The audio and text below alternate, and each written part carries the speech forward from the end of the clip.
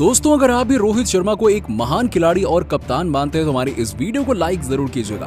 दोस्तों, छक्कों की झमाझम बारिश करते हुए कप्तान रोहित शर्मा ने न केवल अफगानिस्तान की धज्जियां उड़ाई बल्कि क्रिस गेल के महा रिकॉर्ड को भी चकनाचूर कर दिया, जिसे देखकर तो दुनिया भर का क्रिकेट जगत हक्का बक्का रह गया। कुछ ने रोहित को जमकर बधाई दी तो कुछ का रिएक्शन तो देखते ही बनता था। तो आखिर सचिन तेंदुलकर, रिकी पॉन्टिंग से लेकर खुद क्रिस गेल का क्या था दुनिया के सबसे बड़े दिग्गज बल्लेबाज रोहित शर्मा के इस अद्भुत बल्लेबाजी पर रिएक्शन, उन सभी के दिल छू लेने वाले बयान तो हम आपको दिखाएंगे। और साथ ही साथ उससे पहले आपको क्या लगता है कि रोहित शर्मा, विराट कोहली और क्रिस गेल में कौन है सबसे महान बल्लेबाज? कमेंट सेक्शन में कमेंट करके जरूर बताइए।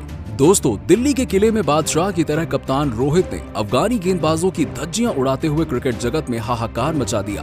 पिछले मैच में 0 पर आउट होने वाले कप्तान रोहित ने अगले ही मैच में बता दिया कि क्यों वो इतने महान खिलाड़ी हैं। उनके कहर का सामना मासूम अफगानी गेंदबाजों को करना पड़ा और पहली ही गेंद पर चौके से खाता खोलने के बाद रोहित को जैसे रुकने का मन ही नहीं हुआ। और पहली ही गेंद पर चौके से खाता खोलने के बाद रुकना क्या होता है वो तो जैसे रोहित ने सीखा ही नहीं। फारूकी के एक ओवर में पहले गगनचुंबी छक्का और उसके बाद 2 चौके लगाकर उन्होंने अफगानिस्तान के पसीने छुड़ा दिए, और वो भी इतने क्लासिकल अंदाज में कि तारीफों के लिए शब्द भी कम पड़ जाएंगे। उनके सर पर तो जैसे खून सवार था। वो आज किसी भी गेंदबाज पर रहम करने के लिए तैयार नहीं थे। खास तौर पर फजल हक फारूकी को तो उन्होंने अपने हाथ की कठपुतली बनाया हुआ था। क्रिस्टोफर हेनरी गेल के महा रिकॉर्ड से रोहित केवल 3 छक्के दूर थे और सभी ने सोचा था कि रोहित इसी मैच में उन्हें पीछे छोड़ देंगे, और ऐसा ही हुआ।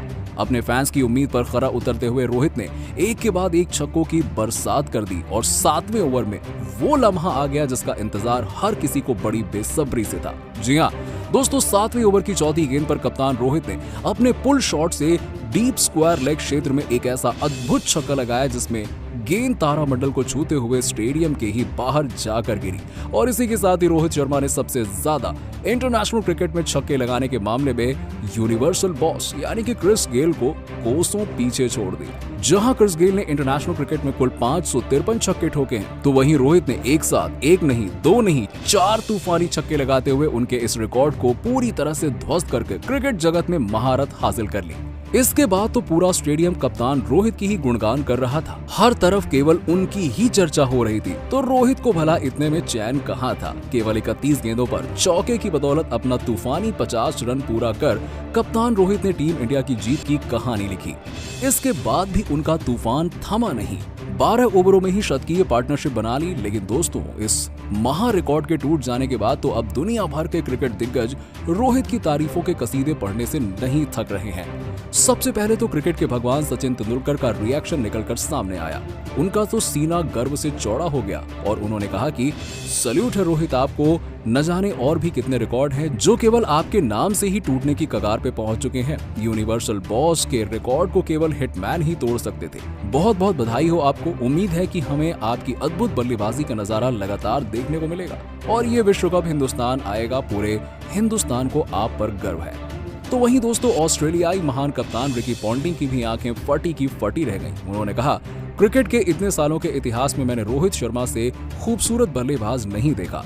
इतनी आसानी से और इतने क्लासिकल अंदाज में रोहित गेंदबाजों की धुनाई करते हैं, जैसे लगता है कि उनके लिए हर शॉट मजाक है। मुझे तो लगता ही नहीं कि रोहित इस दुनिया से हैं। कमाल है कि आप रोहित, आज जो आपने उपलब्धि हासिल की है वैसी शायद भविष्य में कोई नहीं कर पाएगा। मैं दावे के साथ कह सकता हूं कि क्रिकेट जगत में कभी भी दूसरा रोहित शर्मा नहीं आने वाला है।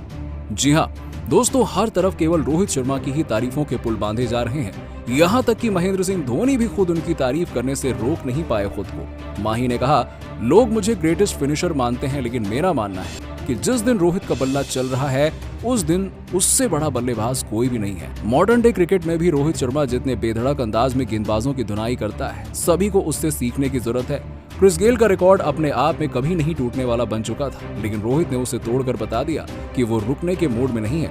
अभी तो हमें आने वाले वक्त में बहुत कुछ देखने को मिलने वाला है। बहुत बहुत बधाई हो रोहित। तो दोस्तों, अंत में क्रिस गेल तो अपने आंसू रोक नहीं पाए और फिर मजाकिया अंदाज में रोहित को बधाई देते हुए उन्होंने कहा, मैं चाहता हूं रोहित शर्मा जल्द से जल्द रिटायर हो जाए, ताकि मेरे बाकी के रिकॉर्ड तो टूटने से बच जाएं। क्योंकि अगर रोहित शर्मा इसी तरह से खेलते रहे तो लोगों को मेरा नाम भी ध्यान नहीं रहेगा। प्लीज रोहित, आपसे रिक्वेस्ट है मेरी, आपने मेरा ये रिकॉर्ड तो तोड़ दिया, उसके लिए आपको खूब बधाई, लेकिन प्लीज मुझ पर थोड़ी कृपा करिए।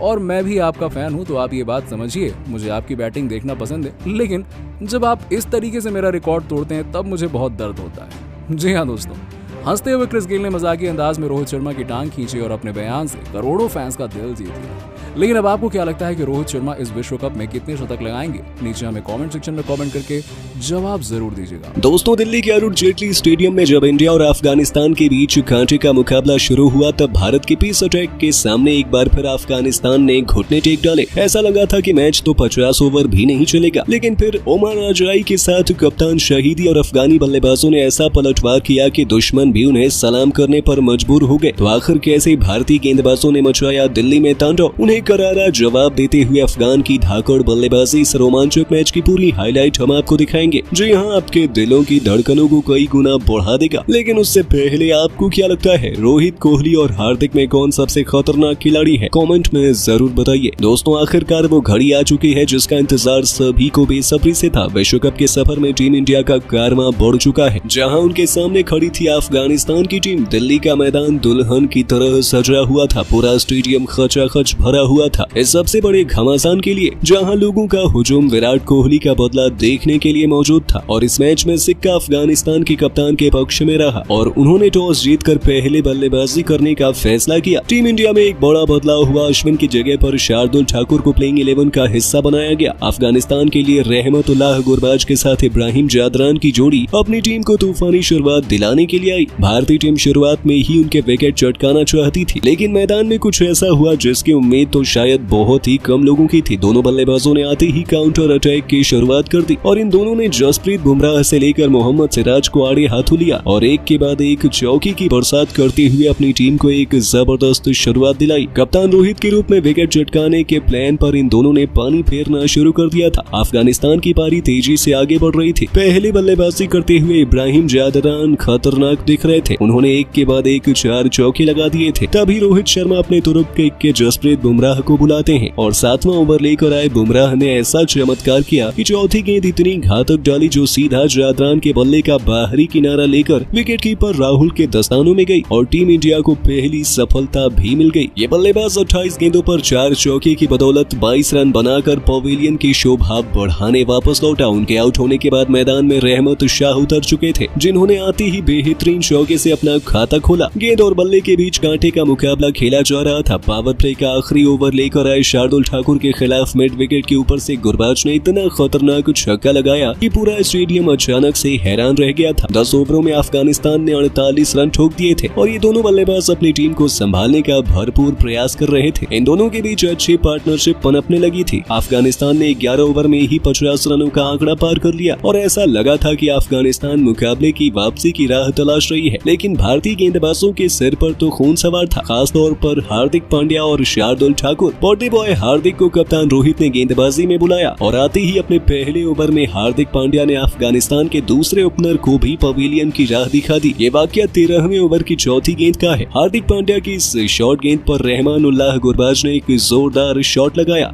गेंद भी बाउंड्री की तरफ जा रही थी, लेकिन बाउंड्री पर मौजूद रहे लॉर्ड शार्दुल ठाकुर, जिन्होंने फुर्ती दिखाते हुए हवा में छलांग लगाई और गेंद को अपने हाथों में थाम लिया। लेकिन इस वक्त उनका पैर बाउंड्री के बाहर जाने वाला था और ऐसे में उन्होंने समझदारी दिखाते हुए गेंद को हवा में उछाला। बाउंड्री के बाहर जाकर दोबारा मैदान के भीतर आए और उस गेंद को लपक कर बल्लेबाज को पवेलियन का रास्ता दिखाया। गुरबाज 28 गेंदों पर 3 चौके और 3 छक्के के साथ 21 रन बनाकर वापस लौट गए। तो अगला ही ओवर लेकर आए लॉर्ड शार्दुल ठाकुर ने पहली ही गेंद पर रहमत शाह को LBW आउट कर अफगानिस्तान की कमर ही चटका दी। जी हां, उनकी घातक गेंद पर ये बल्लेबाज बल्ला तक नहीं ला पाया। हालांकि उन्हें रिव्यू जरूर लिया, लेकिन वो उनके कोई काम नहीं आया और टीम इंडिया ने एक के बाद एक 3 सफलताएं हासिल कर मुकाबले में पूरी तरीके से शिकंजा कस लिया था। रहमत शाह भी केवल 16 रन बनाकर चलते बने और पूरा स्टेडियम इंडिया इंडिया के नारों से गूंज उठा। केवल 63 रनों पर अफगानिस्तान के 3 बल्लेबाज पवेलियन की शोभा बढ़ा रहे थे। अब मैदान पर कप्तान हजमतुल्लाह शहीदी के साथ अजमतुल्लाह उमरजई की जोड़ी मोर्चा संभालने के लिए मौजूद थे। पेस के जोरदार हमले के बाद अब बारी थी स्पिन के आक्रमण की। रोहित ने अब दोनों तरफ से अपने दोनों ट्रम्प कार्ड रविंद्र जडेजा और कुलदीप यादव से अफगानिस्तान की धज्जियां उड़ाने का मन बना लिया था। दोनों गेंदबाज एक के बाद एक अफगानिस्तान पर पूरी तरीके से दबाव बनाने के लिए आक्रमण की शुरुआत कर चुके थे। 20 ओवर में बड़ी मुश्किल से अफगानिस्तान की टीम 84 रन तक पहुंचने में कामयाब हो पाई। इन दोनों के कंधों पर अपने करोड़ों फैंस की उम्मीदों का बोझ था, जिसके चलते संभल कर उन्होंने अपनी पारी को आगे बढ़ाना शुरू किया। 24 ओवरों में अफगानिस्तान ने किसी तरीके से गिरते पड़ते 100 रनों का आंकड़ा भी छू लिया था। अब तो उन्हें एक रनों के लिए भी तरसना पड़ रहा था, लेकिन तभी कुछ ऐसा हुआ जिसने अचानक से मैच का रुख ही पलट दिया। 25वां ओवर लेकर आए कुलदीप के खिलाफ उमर जई ने एक नहीं बल्कि लगातार 2 गेंदों पर 2 तूफानी छक्के लगाकर पूरे स्टेडियम में सन्नाटा ला दिया था। ऐसा लगा था कि ये अफगानिस्तान की वापसी का ऐलान है। ये दोनों मैदान में चट्टान की तरह डटे हुए थे और भारतीय गेंदबाजों की हर एक चालाकी का मुंह तोड़ जवाब दे रहे थे। अब असल मायने में लग रहा था कि अफगानिस्तान भी मुकाबला करने के लिए आई है, वो आसानी से हथियार डालने के लिए तैयार नहीं है। 30 ओवरों में अफगानिस्तान ने 147 रन बना लिए थे। उमर जई अपने अर्धशतक के बेहद करीब थे। उनकी अद्भुत बल्लेबाजी ने तो मुकाबले की दिशा और दशा को ही पलट दिया था। उनके बाद भी अफगानिस्तान की बल्लेबाजी में गहराई, यानी कि अफगान टीम आसानी से 270 रन बनाकर टीम इंडिया को कड़ी चुनौती देने का दम रखती है। लेकिन दोस्तों,